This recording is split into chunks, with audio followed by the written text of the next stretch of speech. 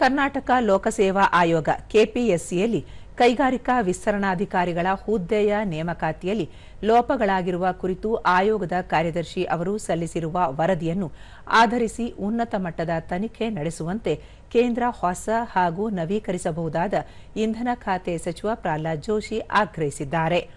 ಮುಖ್ಯಮಂತ್ರಿ ಡಿಕೆ ಶಿವಕುಮಾರ್ ಅವರಿಗೆ ಪತ್ರ ಬರೆದಿರುವ ಸಚಿವರು ನೇಮಕಾತಿಯಲ್ಲಿ ಕೆಪಿಎಸ್ಸಿ ಅಧ್ಯಕ್ಷರ ಪುತ್ರಿಯರೇ ಅಭ್ಯರ್ಥಿಗಳಾಗಿದ್ದು ಮೀಸಲಾತಿಯ ಅರ್ಹತೆ ಬಗ್ಗೆಯೂ ಸಂಶಯ ವ್ಯಕ್ತವಾಗಿದೆ.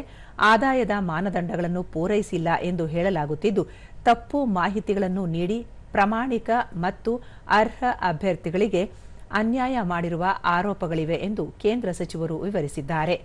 ಕೆಪಿಎಸ್ಸಿ ಅಧ್ಯಕ್ಷರ ನಡವಳಿಕೆ ವ್ಯವಸ್ಥೆಯನ್ನು ಅನುಮಾನಿಸುವಂತೆ ಮಾಡಿದೆ.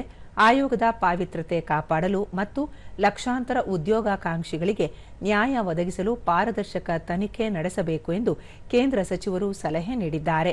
ರಾಜ್ಯಪಾಲರಿಗೂ ಪತ್ರ ಬರೆದು ಮಾಹಿತಿ ನೀಡಿದ್ದಾರೆ.